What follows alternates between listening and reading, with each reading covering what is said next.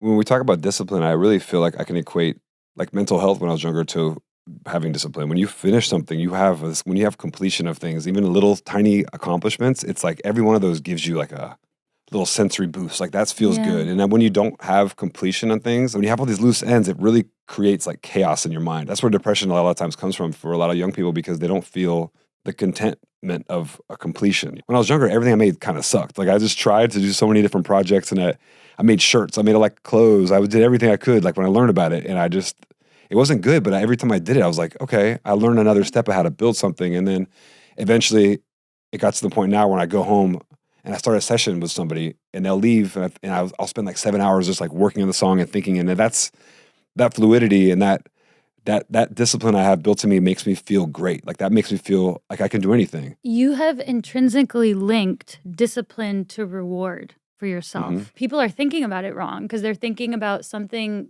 pushing up against a negative thing. And what I see in you is you're moving towards a positive thing.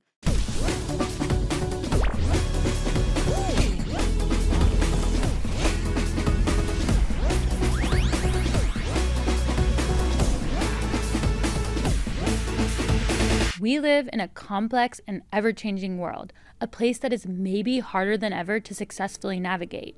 The answer is surely to be brave, but it's also to seek and be open to guidance. Mentors are the one consistent through line in the lives of all accomplished people, myself included.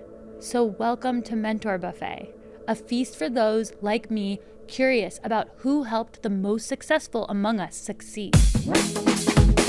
Wes Pence is Diplo, motherfucker! As a kid, Wes moved around a lot. As a child, my dad was taking a lot of jobs. I never was in one place. He wasn't a great student. He misbehaved, lashed out. When I saw the path that a lot of my middle school friends took, I'm like, damn, I would have been on that path. Instead, he learned how to spend time alone, how to be curious and adaptive and independent. And that exploration was really put to the test when he was 20 and he followed his friend Brent to India. Brent was kind of like the only cool guy in Daytona. Sometimes a mentor is just somebody who lets us follow them around. And he like kind of basically put me on like a crash course of like living on my own and being, I guess, just in a sort of lifestyle that you never know what's going to happen. He took me on like an adventure and like showed me this country from like the backside. He really showed me a sort of independent spirit that I kept the rest of my life. He truly learned how to be alone, to conjure his own motivation, to exist in this world completely independently. And that's the basis for his success as an artist. I learned a lot from Wes. I admire him. Being alone is something I'm really working on, and he drops a lot of wisdom on us during this episode. Here's my conversation with Diplo, Wes Pence. The main part of my story is that I have lived in many places. As a child, my dad was taking a lot of jobs, and I never was in one place. And that helped me developmentally because I was able to just plant my feet anywhere and be a person. You know, I didn't need to have so much social structure in my life to feel safe or to feel like I could do something. I really just had an imagination. So there's this like, if this, then what mentality of like, if this is possible, then anything else is possible. You know, like that, isn't that like what grows an imagination is like seeing a few things in real life that make you realize that if that, then whatever, you know? Things are constantly changing there. And changing. You know, because people kept coming in and there's new influences. And I mean, there was just, I grew up listening to a lot of metal music because that was like big in Florida when I grew up, and like hardcore punk and then hip hop. I just loved hip hop. And I was part of a little hip hop scene in Orlando, you know, learning how to produce and bought a computer. And that's kind of how I started making music. And change was good. Yeah. Like, that's what I'm like, Yeah. because sometimes it's like you grow up or you have these experiences where you have a change and you associate change with loss and with bad, you know? Like, I think I was very scared of change at your childhood age. Like, whatever. Like, I lost my mom very young, so I was always like, that's very scary. But to see change in a way that is bringing like art and bringing energy and bringing new friends is like, what a positive introduction to change. Yeah. Right? I'm not sure if I was scared of it when I was younger. I look back at it as a blessing now. When it was happening, it probably just happened so fast. And I was also not a very good student and a very good kid. I was really rebellious and sneaking out. And I was probably adapting that way, like by misbehaving and acting loud. But if I had stayed in Florida, I probably would have had a different story. I We've ended up, talked about I that. ended up moving to Tennessee and then back to another small town in Florida. And I never really got in with a group of people in high school where I could have, when I saw the path that a lot of my middle school friends took, I'm like, damn, I would have been on that path, and I was able to kind of move in a way that was because my father had the job, but if he could afford it, I'm sure he would have sent me off to like a boarding school, and done that because I needed it. Like I needed something to like keep myself away from the bad influences and the accessibility of things in Florida. I look back at it and I just think it was such a blessing to be able to be adaptive, but I'm sure at the time I was acting out because it wasn't very easy. When you realize that you're alone because you have to start over, you have to start over every time you move somewhere, or when you're alone, you have to, your imagination and your intuition kind of takes over, and you have to just build something. Like if it's in your mind, and I think I really dove into music. I dove into learning about it and becoming fascinated by it and thinking I could do this. And that's where I learned, I think, the discipline in my life, because I was alone. I had to like figure things out, and I didn't have. I think a lot of times when you do have social structures, like your friends are always there for you, so you kind of, sounds weird, but you kind of waste a lot of time with them, And I think that a lot of time you might, and I see a lot of young kids today, they do waste a lot of time. You might say it's with their friends, but it's online and things like that. When really, when I was younger, didn't have much. I just had books, and I would go to like the video store and rent every video. I was obsessed with wrestling, so I watched every WrestleMania. And you thought you were going to be a documentary filmmaker? Yeah, when I started watching kung fu movies, I watch every kung fu movie there was, and I started getting into music, so I watched every documentary. Then I was obsessed with photography, and I started watching all these movies. And I just, on my own, I explored things I could with just like a library card, or back in the day we had Blockbuster Video, and you just had a card and you can get all the movies you wanted. And I was talking to my friend last night, as an artist, and we were talking about how important encyclopedias were to us when we were younger. Because your parents will have like the almanac. They have like the big Britannica. Like the Britannica encyclopedia. Yes. So your parents would buy those for you. Yes, we had the Britannica. And you had the whole set, and I would just like read. I'd be like, I like birds, so I'm gonna go read about this bird, and I would like get into the bird. And this is pre-Wikipedia, but we had to like get the books, and I went through every book. It was like the Bible to me. I went through every book in the encyclopedia, learning about things like, I want to learn about Abraham Lincoln, whatever it is. And I would just go in there and do that on my own, because that was what you had in the house. Yes, it was so nerdy too, because you're like, why do we have, I remember like took up a very prime real estate in a house, because these books are big. They're huge. Right? It's like a whole shelf like that. You'd have just books. It's the same set of books, but it's crazy now because every young person has the accessibility of information. But back then we had to just, you had to be, but that's all you had. There was no like, TV only had like 10 stations too.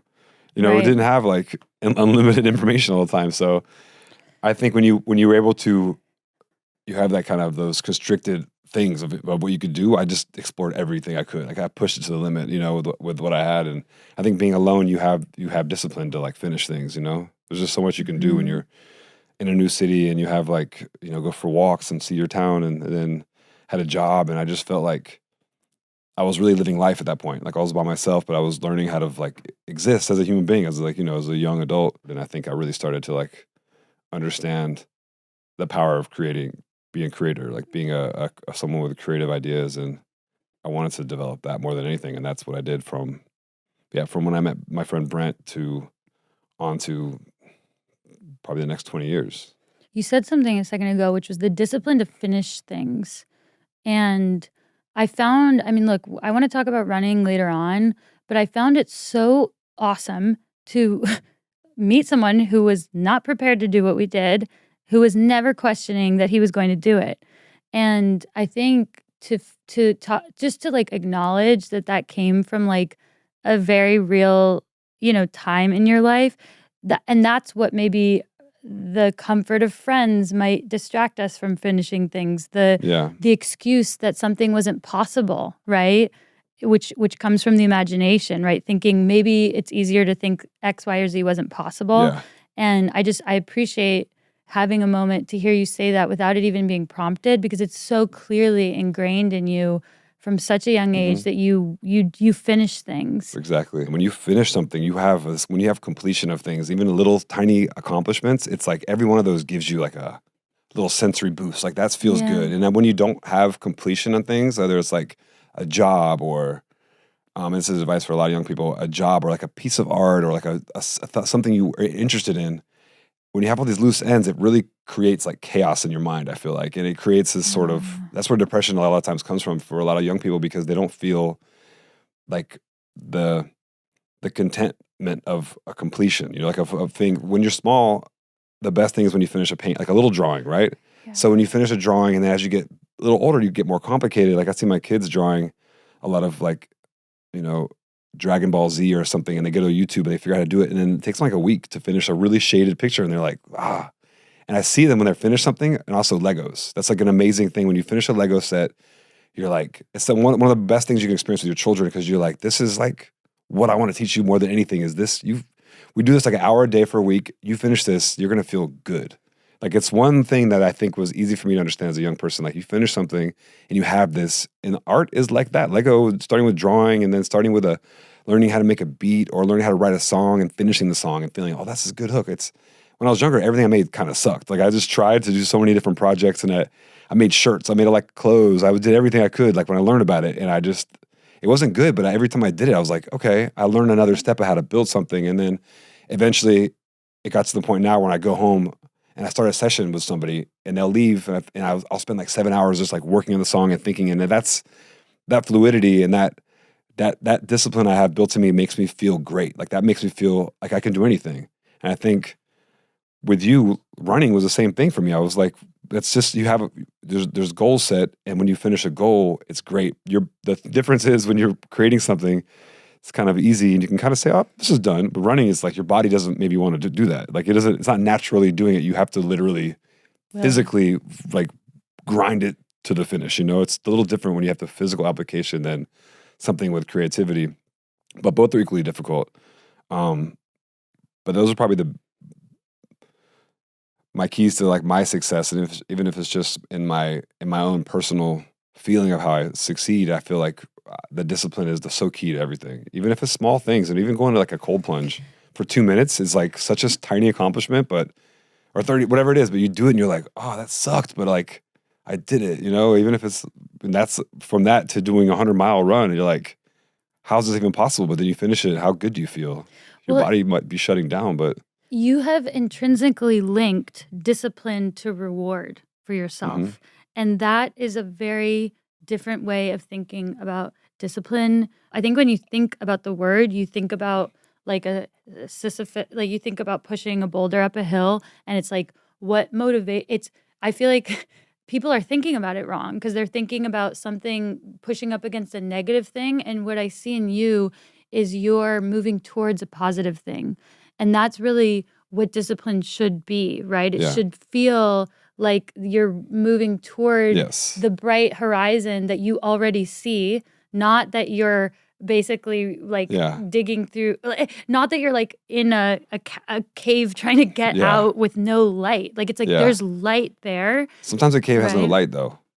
But you know that it's somewhere. Exactly, because you have that experience, which is crazy. I think about it as a young person, my children, like it's so crazy to see myself through them. Like, oh, they like basketball. Well, let's get a coach and practice every day, and you're going to be like go to the NBA. They're just like, I'm kind of like, okay, they don't really see an end goal to any of the things that they're doing. They're only like in 7th grade, and I see in retrospect, I saw every step of my life now that led to that. This led to this, and it feels so easy and concise to feel like small steps equal like something big, and you can always find that when you finish it. It's easy to see, but when you're young, you don't see the end of anything. Right. It says there's nothing, nothing's ending ever. So you don't understand that little pieces do work. It takes a while, but that's a hard key to master, And I think I, as a father, I like learning how do I teach that? Because that's like difficult to because you're kind of doing it blindly when you work on something, even school. When you're in middle school, it's just never going to end, because then you go to college and then you go to get masters. And as a creator, I learned really early, like, what am I doing in college? Because I want to make something. Right. The only thing is I keep going to school and I'll end up being a professor, but then that means I didn't make it. And then, and I felt right away, I was like, I got to drop out. This is not good advice for people, but I think in my personal life, I realized experience was everything you can learn from, and that was the key to growing. And I think school wasn't it for me because I was doing something creative. I wish I was there. I wish I learned calculus and maybe did some more, something maybe more, got deeper into social economics or some shit, or I don't know. But I just wanted to create, and I like took an exit and I went and did something on my own. That was kind of, which also is a big step into the unknown because you never Yeah. know what's going to happen. I But felt if you have discipline, something's going to happen. Even if right. it's a small thing, you're going to make something happen. You can finish something if you just put your mind to it. That's right. I mean, when I went off of the academic path as well into the Olympic path, it was very scary because I didn't know if I would. It felt like investing in myself and in a dream that people. It's not even saving the planet, Yeah. like it was not. It's not like the Peace Corps or whatever it was that people were doing at that time, and it was very scary to not know if I would end up at the place that people try to end up, but knowing that like I have as good a chance as Yeah. anyone, and also it will take me somewhere. That's the Um, key. It'll take you right? somewhere. It'll take you Yeah. somewhere. And being in the Olympics is already like an insane accomplishment already. That's like, you always think like, okay, maybe I'll set the bar to something and then Mhm. I go for the biggest thing, but I'm okay with what I get there. Like I'm okay on that journey. But Olympics that's like an echelon of athletics. That's like, you can't, that's like for me, going to the Grammys or going, having like a number one record is almost the same thing. But I don't ever expect to do that. I just want to be, Right. happy and also when you finish something, even as a musician, you might not have anybody listen to your music, but you can there's I think 99% of Spotify is like songs with less than 100 plays. We don't know that because anything's up there. We only think about the things that are big in the top 100 and records that are huge. And when you say like we don't know what's going to happen to it, I start thinking about like the mystery of life because there is some gap between our pursuit of like whatever's making us curious, right? And where it's all going to end up, right? And that sort of is the mystery of life, right? I mean, I've been thinking about this a lot lately because I've been thinking about like what drives me because it can't just be the end goal, right? And like when Right. we talk about what are we going to teach these kids, we actually like if we only talk about goals with them, it will be a problem because they might even be petrified to try, Exactly. Yeah. right? They don't want to try because what if they fail? And Yeah. that's a lot of kids have that issue right now. And we have a lot of kids have issues of perfection because that's all they get access to. Exactly. Like if you go to the explore page or this, like how many likes do you get and how perfect is this? No one thinks like how can be the perfect me? Yeah. How can it be perfect? The perfect echelon of what people view as perfect. And I think a lot of young people, like my kids aren't even online, which Really? I tried not. I wanted to get online. I gave them phones. They don't even want them. Like they're kind of, we just keep. But their mother's like, "What do you?" But I kind of want them to be a little cooler. They don't even have Spotify. Like they don't even. They're in a band and they don't even know, like my son wears a Nirvana t-shirt. He only knows like one song because he's not like on the internet like looking at it, but So he's just living life. And I always think of myself like, well, I'm lucky to have these kids that are into that. And a lot of their friends also are kind of this next generation that doesn't care as much about TikTok that the high school kids care about. They're kind of like they kind of see it as problematic, almost because they're a little younger and they do see that there's an addictive tendency there. And I kind of think that every generation is even like 6 years is a recycle. They kind of see like that's not cool. We're gonna Right. we're gonna make our own trail, And I think a lot of times I felt like the same thing about my sisters were doing something. And I was like, I'm gonna do something different because that's them, and it's every generation has this, I think, ideology that they're gonna forge a new path that's different. And I think my kids are something else, and the kids below them are going to be something different. But who knows? I think that technology keeps changing, so we don't even know what's the next thing. There might be like Neuralink stuff going on, or AI, or who knows even what's the next step is. But you're right.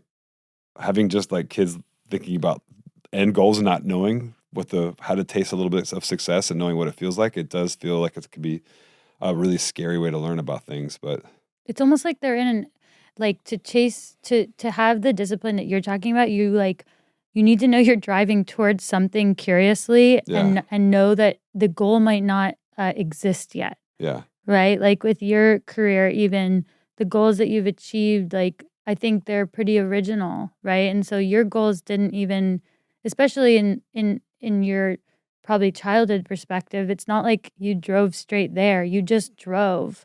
Yeah. right? And maybe what That's you're, exactly what this. I think that's what the path when I talk about my friend Brent, it was just about getting in the car and yeah. going. There wasn't like a destination, but it was like let's just go So tell me about and Brent. see Tell what me. happens. I mean, there was like one cool place in Daytona that wasn't like a bikers ran it or whatever, because that's kind of like the whole culture is like NASCAR and bikers. And it was like this little coffee shop called Java Lava, and they had like open mic night and things like that. And I was like, all the cool kids went there. There wasn't that many cool kids. There's probably like 20 of us. Um, and I met this kid there when I was like 18. His name was Brent. And he was like the cooler old kid. He had been to Burning Man, like on the first Oh, year it wow. happened and stuff. And he was telling me stories about it. And he had been to the Kumbh Mela, which is this big version of kind of like what Burning Man is to us. It's like the Indian version it's in Varanasi, and it's this huge Hindu spiritual festival. And he was shooting documentary stuff there. And I was really like, oh, wow, you've been to India. And I got a little older and I kept in touch with this guy. And he went to the army. He was a Marine. And he ended up going AWOL and like, I think in Thailand. And he ended up in India, maybe try to avoid the army. And I was with my university in Philadelphia at the time, Temple University. And I remember Brent was kind of like the only cool guy in Daytona that was doing like kind of into like the different cultural sides. He was like in a little bit in the biker culture, a little bit into like the drugs, a little bit into video art, whatever it was. And he was in India at the time, and I had gotten a job there working with a professor at my university and working with like the Red Cross, and we were doing some outreach after this earthquake that happened there. And that was one of the cool things about going to Temple University. We had a really good documentary program, and the professors were awesome. Mhm. And I ended up going to India, and I did about a month working in this small town in Gujarat and learning the language and just experiencing this. And then Brent said, "Come visit me in New Delhi." And I was in a little farm town, really. And I went to see him in New Delhi, and he like kind of basically put me on like a crash course of like living on my own and being, I guess, just in a sort of lifestyle that doesn't, you never know what's going to happen. Like it was kind of chaotic, and I had no money back then. I kind of just went on a whim and lived with him in New Delhi.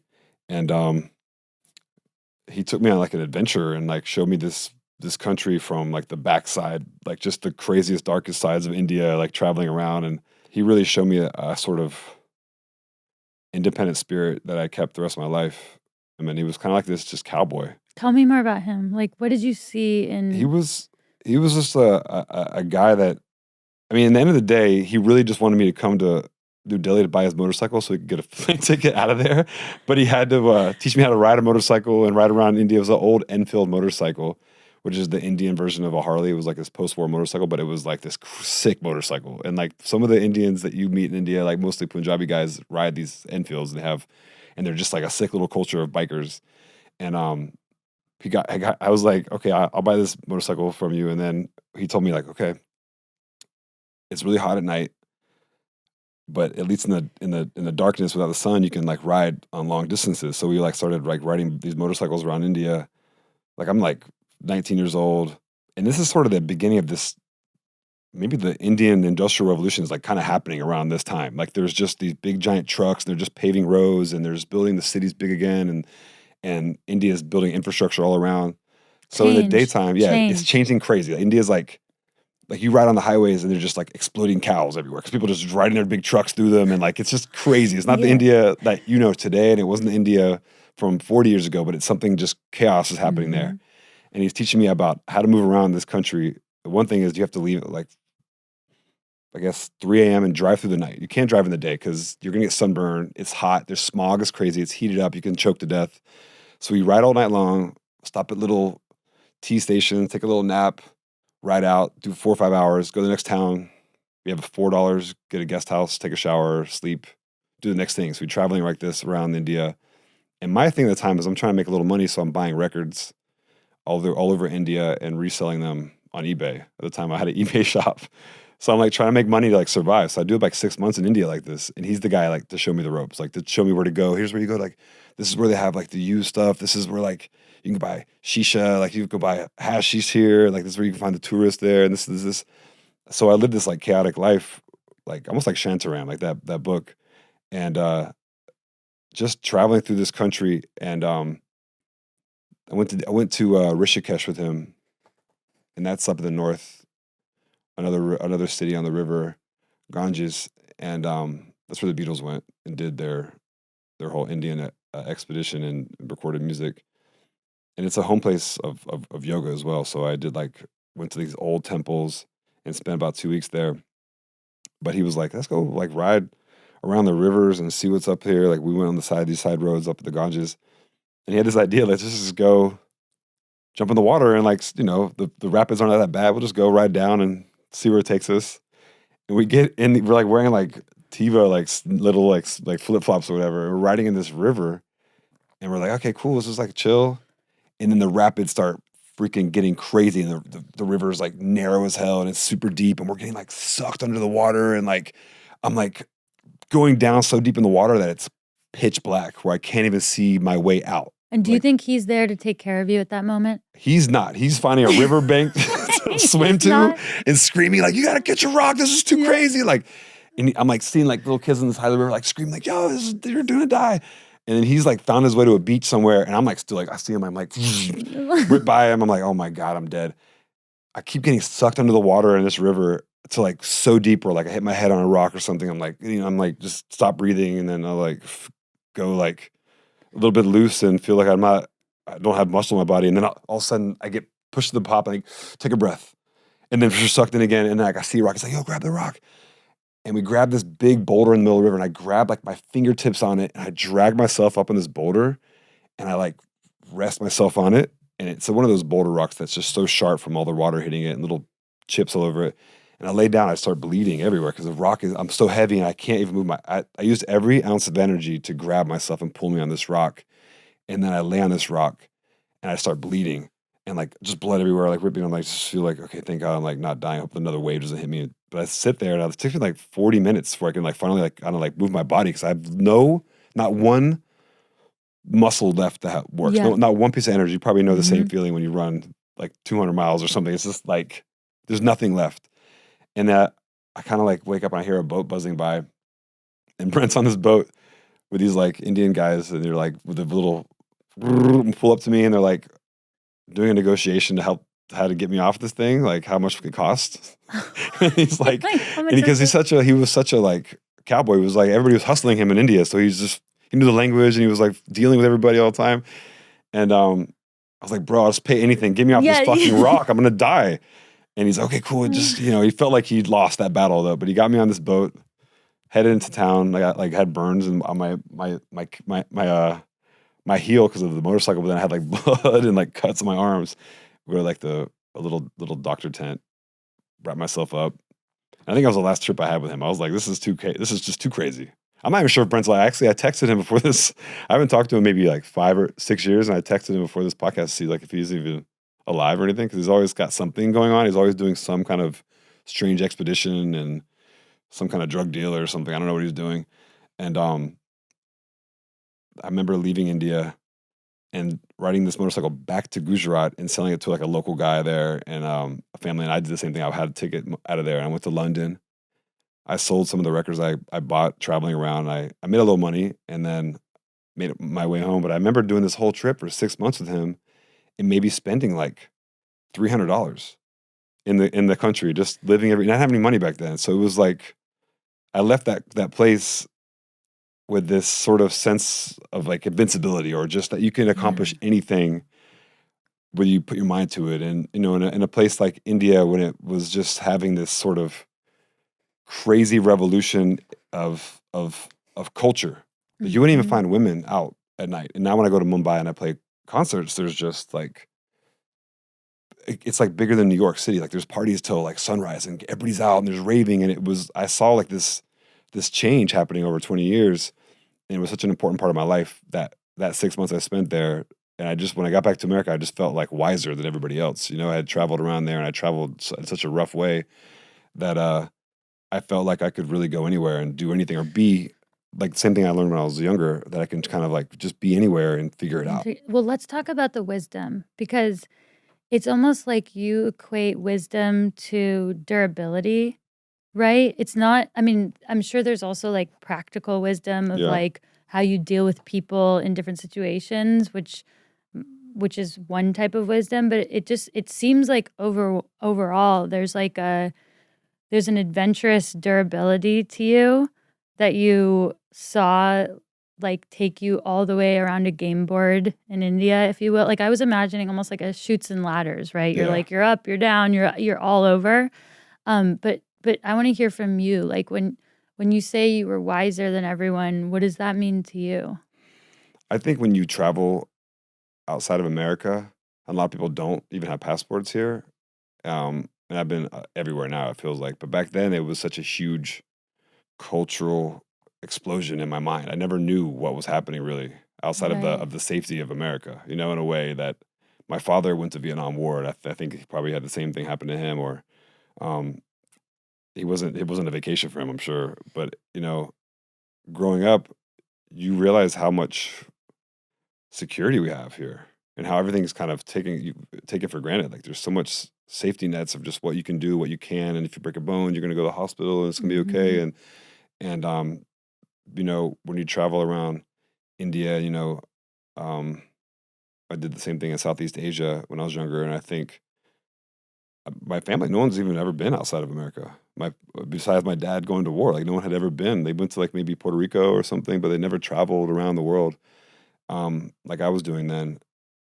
And I think it just gave me such of a worldview that no one had. And if I can accomplish that with a little durability there, if I could apply that kind of work ethic in what I was doing in Philadelphia at the time, I could do anything. Yeah. And I think I did apply that. And I think that's what started with my music, you know, from running a little VFW halls to passing out mixtapes, passing out flyers, little things. And then I just realized like just do this every day. Like Right. build this brand and learning about the same way I learned from the encyclopedias when I was younger. I learned how to put together parties and learned how to manage myself and manage money and start a little business. And that's kind of what I did in the beginning of my music career, was more like a business side. Then I learned how to create and be more ingenuitive with my music. And then I think that just led to just learning, falling and learning and failing and trying things and just learning and learning and learning. And then I finally released music when I was like 24. But it was such a journey to do that.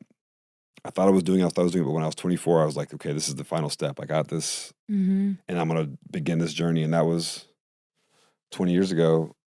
And I think it's just been, even since then, always learning and always growing. And I think applying that from the music side to other parts of my life, whether it's fatherhood or business or, you know, running now and trying to constantly learn.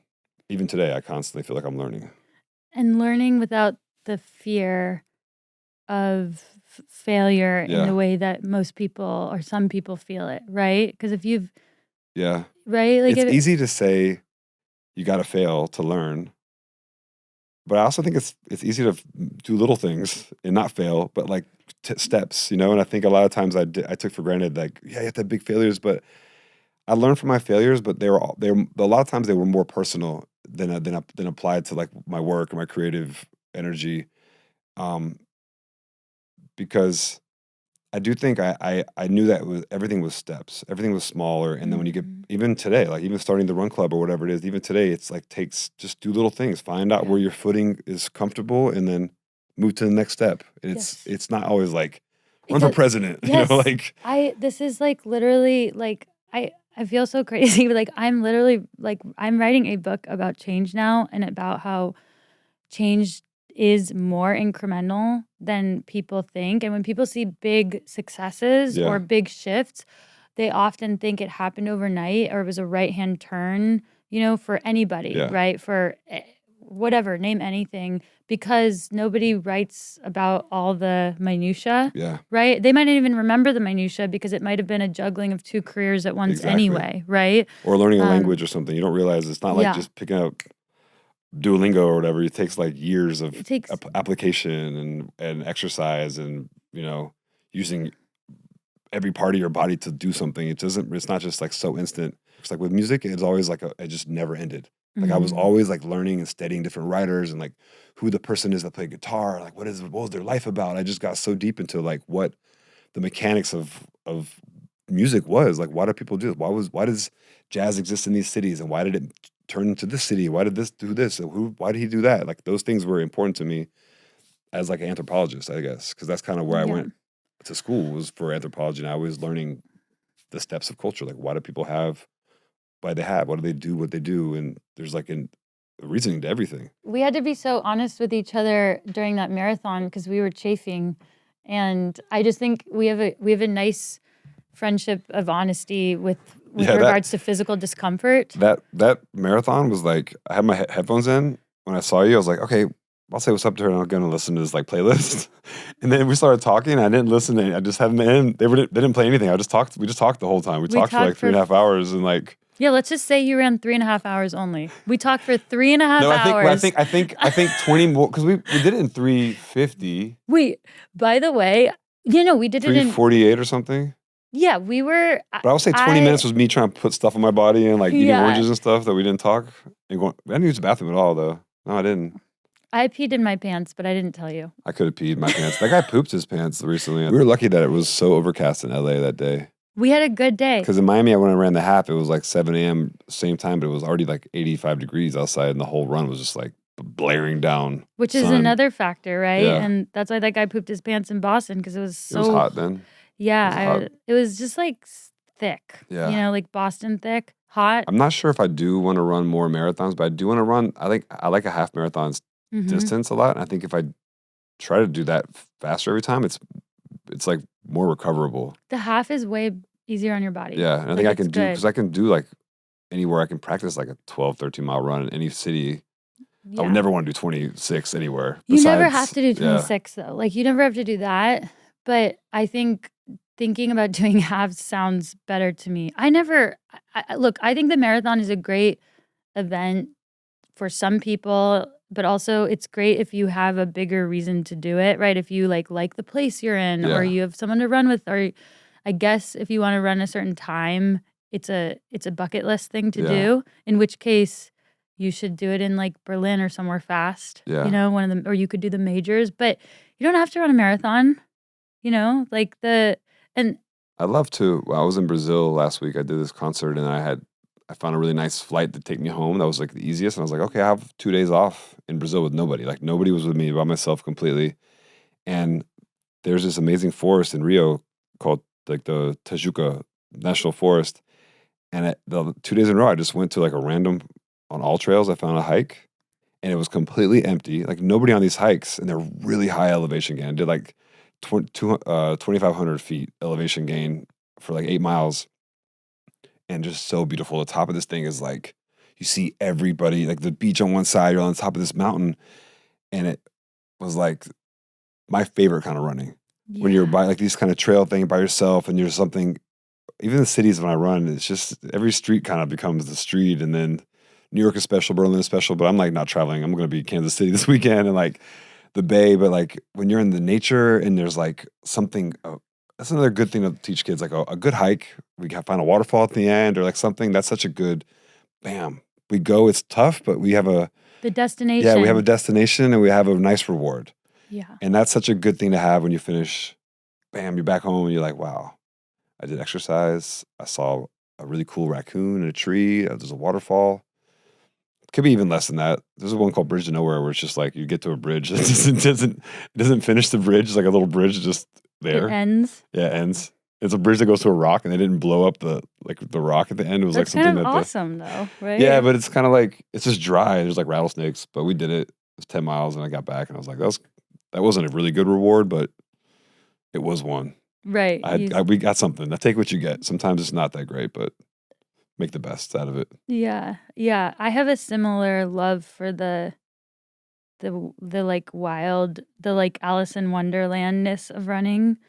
And it's the best feeling to like be, like, I don't know. It's just like when we ran to that waterfall, like those are my kind of runs too, where you're just, because the pace, you do get taken out of, if you simply complete the adventure, you know that within that is like exercise, joy, company, camaraderie, nature.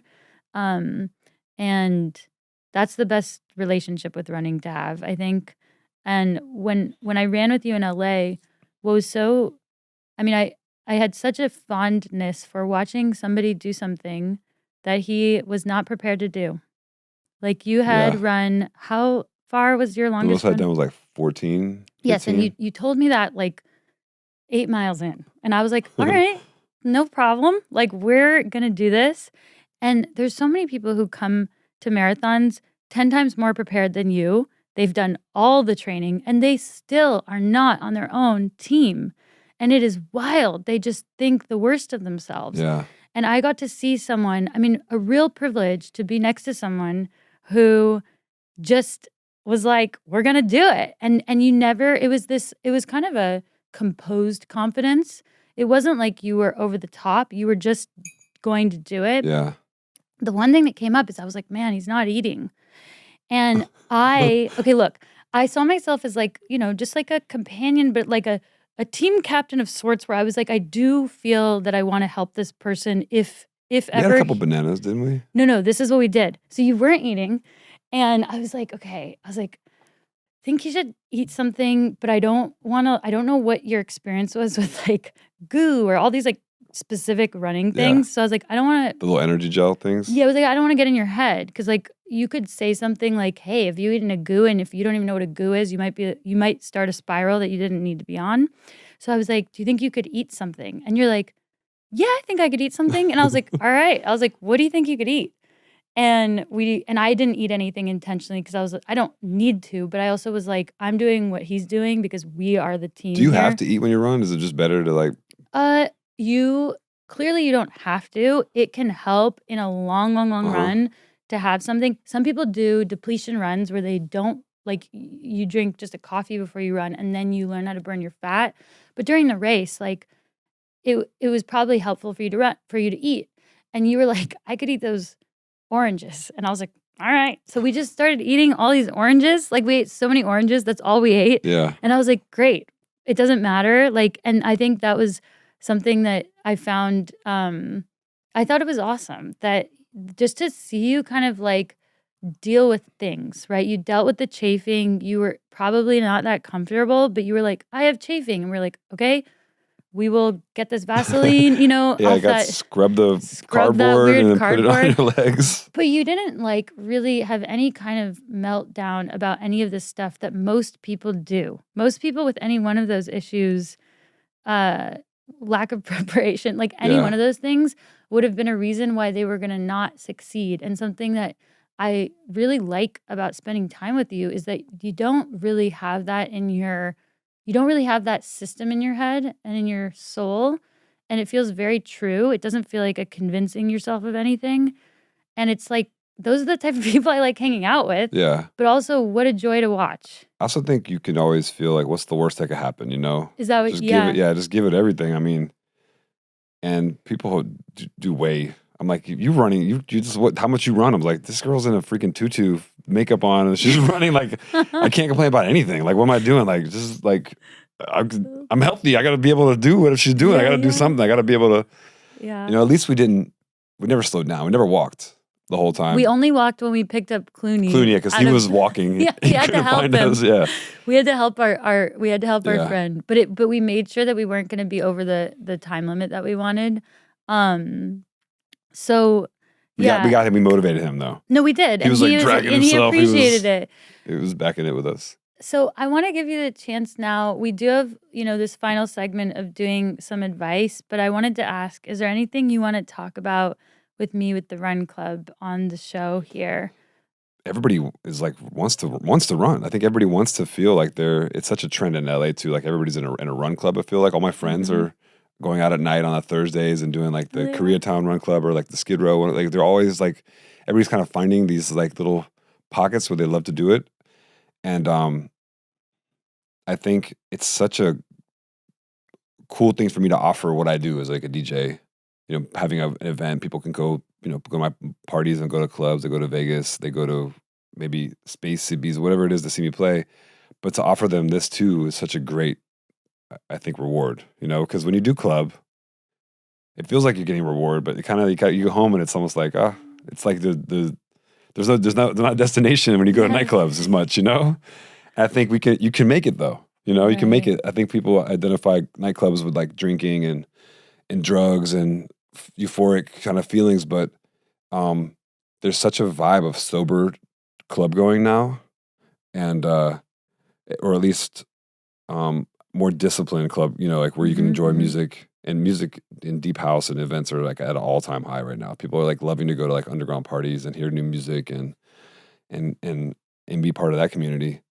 It just feels so much better to have a reward with it too. And also a lot of times when you club, there's like a hierarchy to like the tables and the vibe and the parties. And when you go running, you're just kind of like wearing a tank top and some shorts and You could beat that barefoot girl one day. yeah. I don't know if I could beat that girl, but I want her to come to the Yeah, run club. oh, that's I don't know who you amazing. are, barefoot girl from New York, but come show us what you Yes. do and how you do it, because we want to learn. And I think that's the cool thing about running. Like you were like watching those girls in front of you, watching that butt, whatever the one it is. You were always learning. That's what's cool Yeah. about group fitness in general, is that it feels like there's an energy to humanity, and you're part of it. You're part of like a rhythm when you work out with people or run with people. And isn't it such a manifestation of what you were telling me earlier about discipline leading somewhere, Yeah, right? Like, aren't you just providing? I mean, when we think it's actually quite cool because you're providing people the thing at the end of the tunnel that they want. Because there is a loss at the end of like a big race. There's this feeling of like you're sweaty and like I guess you go to brunch. It's like whatever, but people feel they're at their all-time high. They feel so much. And so it's actually quite cool that you're providing something that represents the way that you live your yeah, disciplined life, right? That's yeah. how your mind thinks. Work hard and there will be something at the end. And here you are like creating something that is that. It's so cool, You turn me into like a self-help guy right now. No, it's I not. like it, but kind of I don't mind it. But I was like, It's like when you asked me to explain it, I was like, yeah, it's circling back our whole conversation, which is really identifying what our like little talk has helped me identify that discipline is not just a word. Yeah. It's an application that I've used my life, and I did realize talking to you that maybe I wasn't the happiest kid when I was younger traveling, but this was something that was a coping mechanism, which is a really healthy one, is to have discipline or like find a focus that you can put your energy on. And I think in turn, I'm giving it back in a way. You And are. as a father, I feel the same way. Like, how do I teach my kids what's risk reward versus, what's your time worth? What is your valuable time? What do you want to give it to? You want to give it to your friends? You want to give it to the music you make? You want to give it to your schooling, your academics? And, I want them to know all their time spent is for something. And so I think with the running, it's always beneficial for people, or exercise, or athleticism is always beneficial, even if it's something small or something unique. But learning about destination is really important, and trying to always accomplish things, whether it's a small thing for you or a big thing. It's just great to feel like you're in it, and that's what I want to provide. Yeah, it's amazing. And there's a finish line after the finish line, right? It's like, Yeah. and that makes the finish line less less pedestaled Yeah. too. Like it's great to have these goals and want things. You seem to derive like joy in change, right? Like when you talk about your time in India, Hmm. when you talk about you're not bitter. You're like amazed like by the way places can change, people can change, Yeah. all this stuff and that is I said it earlier, it's an awesome way to see things, but also when we think about these accomplishments, okay, getting the Grammy or the Olympic, medal or whatever it is one goal, but we really get is the body of work that went through the change, right? Exactly. And that's a deeply satisfying life, but people don't always allow themselves to enjoy or appreciate that that's as real as like the trophy. It's hard to quantify it because it's inside of you, right? And so it feels like this celebratory whatever, this run club and what you're providing people is giving them the chance to feel the feelings that we might feel about ourselves having gone through that journey. Yeah. You When know? you talk about change and how I never have like a bitterness to change or holding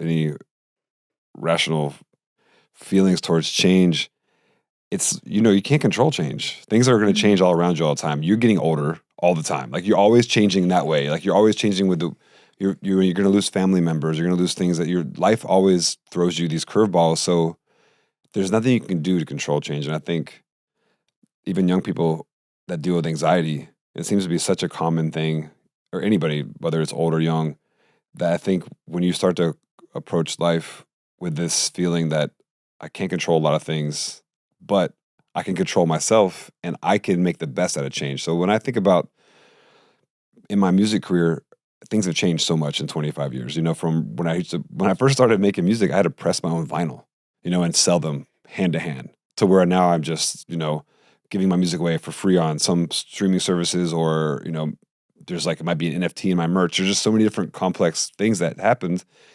The worst thing I could have done was like try to hold on to one of those, technological situations and try to think like this I can control, but because no, it's going to be changing constantly. Like, whether it's the distribution of music or the distribution of my creativities or the way business runs, I have to always be able to manage the way it changes, right? So as a person, you have to always think the worst situation is to try to hold on to a moment or a time or something. You have to always find a way to work around change and make it beneficial for you. That's the way to approach it always, because you can never think, how can I hold on to this, or how can I hold on to this way thing? You just think about, how can I make it beneficial to me? Like, how can I utilize this change? It's never, if you're going to always battle change, you're going to lose every time. Maybe for me, it's not like playing the biggest show ever and selling the most tickets. Maybe it's about doing more run clubs in smaller cities, or like traveling to places and doing this, that, the other way. It's like, it's going to be something different. It's not always like easy to see what the path is. It kind of meanders. Like, I would never do a run club if it wasn't for me and you, running the marathon and thinking how running and being active in my life changes me and makes me feel great.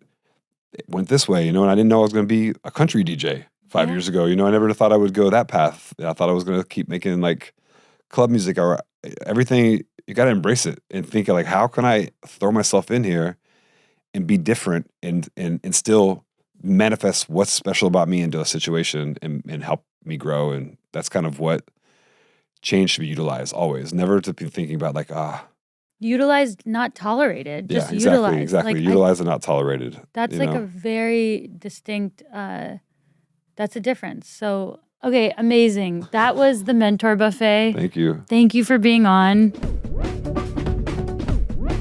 If you're enjoying Mentor Buffet, follow Voicing Change for more inspirational and truly life-affirming content from shows like Soul Boom, The Proof, Feel Better, Live More, and the Rich Roll podcast. Just go to voicingchange.media. That's voicingchange.media for a beautiful selection of productive and positive shows.